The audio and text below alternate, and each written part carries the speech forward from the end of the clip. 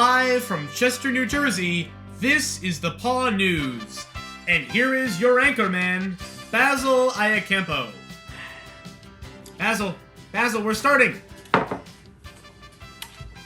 Good evening, and welcome to the Paw News. I'm Basil Iacampo, coming to you live from Studio 1A, my kitchen.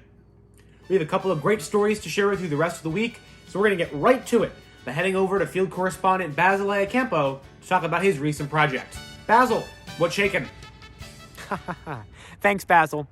I'm standing outside my beautiful hometown of Long Valley on a gorgeous April evening, here to talk to you about one of my favorite subjects, Westmore Central. Founded in 1958, Westmore Central has become a staple of the community, and that has not been more truer than through the students, faculty, and staff that have since walked through the building, especially our retired faculty. I wanted to see if this was the case, so I was able to sit down with some of our retired faculty and listen to their stories and experience of their many years at Westmore Central. Here's a few of the questions I was able to ask them.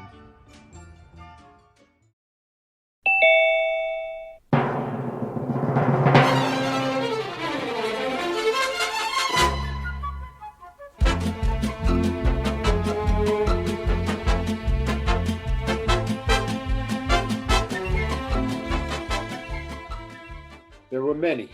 I started off there in September of 1972. I was an industrial arts teacher, and my main area of teaching the industrial arts was drafting, in particular architectural drafting. And then I was hired as a supervisor of industrial arts, but it was called related arts at the time. In 1993, Dr. Riley became principal. Each school got an additional assistant principal to help with the supervision. And I applied for the position, and Dr. Riley hired me as the assistant principal at that time, up until becoming a 12-month employee. I worked a lot of summers at the school. I was also an assistant football coach under Coach Picarilla. I served as lead teacher of the English department. Well, I was a math teacher first and foremost.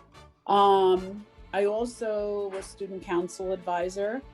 I did class advisors for a few years. I was also on the INRS team, so I did that for many years also. My position was a family and consumer science teacher, which included all the culinary classes. We had 5 culinary classes, but I was also a contemporary life teacher. Contemporary life issues was a class. It was a full year class.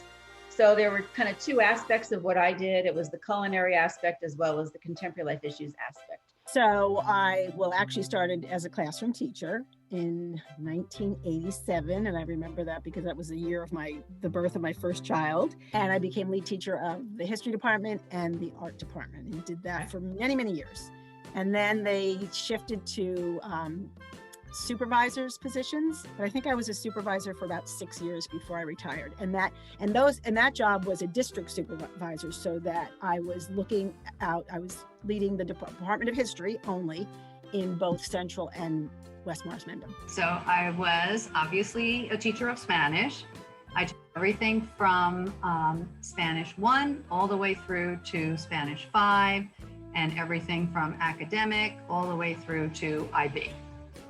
So I also was the lead teacher for the department when they went to lead teachers and did away with department chair, and then they did away with lead teachers and brought back department chair. So I was the lead teacher for the world language department. 26 years. Wow. I'm sure you can attest to those being 26 great years. They were. It's a great place, Westmore. 28 years. Okay. I taught Mountain Lakes 12 years before that in Mountain Lakes. So I did a total of 40 years teaching. I worked for 25 years at West Morris. I was there from 1993 until 2018. So I started in 87 and left in 2018. Okay, well, I taught for 37 years before I retired. Okay. 23 of those years were at West Morris. I think of the lead teacher position kind of as a quasi supervisor. It had many of the requirements of an English department chair or supervisor without the evaluative elements of it.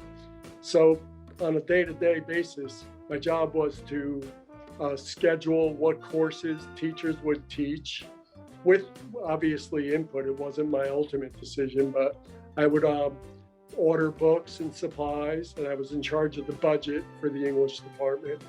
I would be responsible for running meetings, English department meetings, and I also served as a liaison between the administration and the English department. I feel so blessed to have Dr. Riley as a principal. I don't know how many years. He still, I think of him with tears. Honestly, he was that much of an impact. He made that school a family. Okay. It was a family. He'd sit in the halls and address everybody by their first name.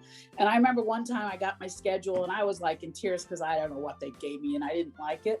He changed it for me within like 3 minutes. Okay. He saw me crying and he was just such a part. When, my son was in an accident, part of it, he called me.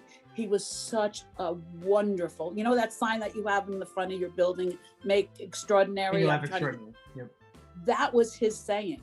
Really? And we actually, yes, we had a big dedication to him. I guess he had retired at that point, or maybe, but I remember we brought him out and they unveiled the sign and we were all the teachers, all the staff, the kids were outside and we honored him with that. That was Dr. Riley. He was, oh my God, the blessing for that system. My trips with students were all to Spain. Okay. Right. I never took my students anywhere but to Spain. So my trips were all planned by, the first few that we took, they were with a tour company. Right. Then Senora Lynch and I decided to make our own tour because we felt we could manage it better and get more out of it. Provide our students with a more authentic experience. We would take highlights of different cities. We did a homestay 1 year in Salamanca, which is where my dad is from. And the students actually they lived with families and they went to school in Salamanca. They did a program in the mornings and then we had the afternoons free. So that was an amazing experience. Curriculum was formed years ago. The staff, my coworkers and I designed it. That was back before the core content standards came into play in the state of New Jersey. And we basically just looked at the things that we felt were important for the students to take away from, whether it be the basic cookware, basic nutrition, basic cooking techniques that you would need. So again, like anything, we were able to follow a format, the textbooks, your reference materials, et cetera, et cetera. So we basically designed our own curriculum and we modified it as the time went on. We were given carte blanche basically to design our own curriculum, which was amazing. When the award was first established by Gilder Lehrman in 2004, it was actually a federally funded historic preservation arm of the government. Yeah, I had a strong connection with the Gilder Lehrman Institute. So they combined forces to honor a history teacher each year. The first award was given in 2004. I got it in 2005. And I wrote, right place, right time. There are a gazillion people out there that were so much more worthy than I was at the time, but it was a fairly new award. They were encouraged for one of us to be they nominated, Henry Kiernan actually nominated me, superintendent. So it was a whirlwind and it was a wonderful honor. It was scary as all heck, to get phone calls from the White House about, because Laura Bush was presenting the award and there were all kinds of protocols about what to do, what not to do and all that. So it opened up doors professionally for me to do some other different things with teachers. But it was an awesome honor and an awesome responsibility. One of mine was the technology. I already explained that, and that I did that. That was my responsibility to technology all the way through. One of my responsibilities is I always worked with Dr. Riley and the department supervisors very closely with the budget. I mean, I would build the budget with Dr. Riley's direction. This is what I want to do. We got to do that. But probably the one I enjoyed the most was building. Yeah. Okay. I was extremely active when we did the field house. I worked with Coach Piccirillo, and I worked directly with the architect, and we designed the field house per se, but also part of that was a renovation on the library at the time. But the last one I did was probably the most fun, and that was to get the new auditorium and the new gym. We had both of those renovations in there. Okay. I worked with the architects, I worked with the teachers in terms of desks that went in there, equipment that went in there, and then came the construction time, and then I was the liaison with them, with the contractors. That was a very rough question. I want you to know that, okay? I mean, I could say broadly, the kids.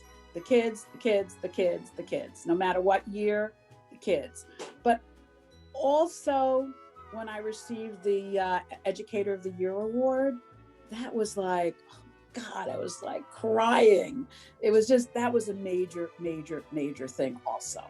And that was when we changed the schedule from a normal 42 period, 8 period day to the current rotating schedule that you guys have now.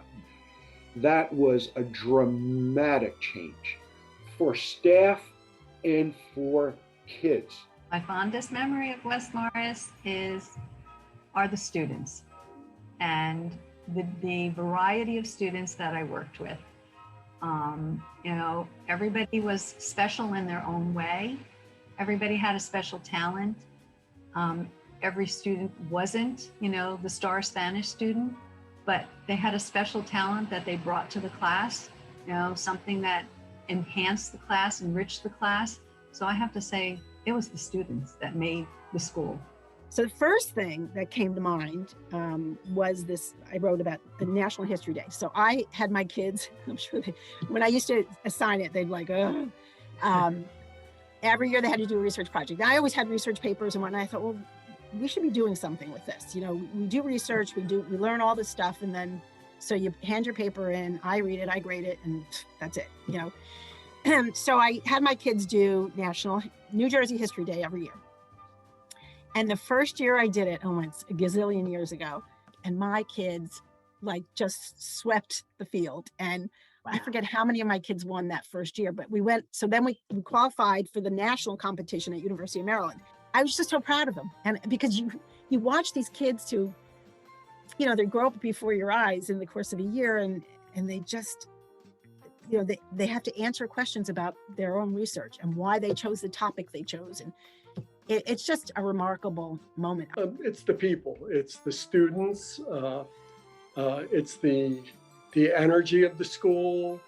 It's certainly in the classroom, but also extracurricular activities, seeing kids outside of the classroom in their sporting events, or in the concerts and performances in the plays and debate, and all those other, just being around kids. And again, in addition to the students, my colleagues, there are teachers there who I consider like family still. For me, the most special really were the bonds that I formed with my students. Even to this day, I get kids on Facebook. They call me Mama Mac, I miss you, I love you. That just doesn't happen, And for me, it happened with my year-long classes. I started out with having my classes for a year long. And when you see kids for a whole year, you really get to know them in a different light. Being nominated school mom, they used to give out little plaques to different teachers, and they came by and they gave me the plaque for my door, school mom. And to me, that was a great honor. I wasn't expecting it, but it was greatly appreciated.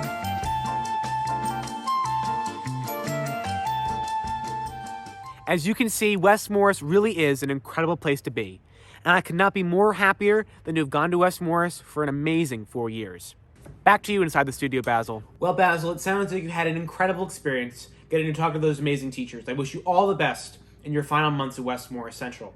Thank you for tuning in to another episode of the Paw News. From all of us here at the station, I'm Basil Iacampo, reminding you to have a great night and stay safe.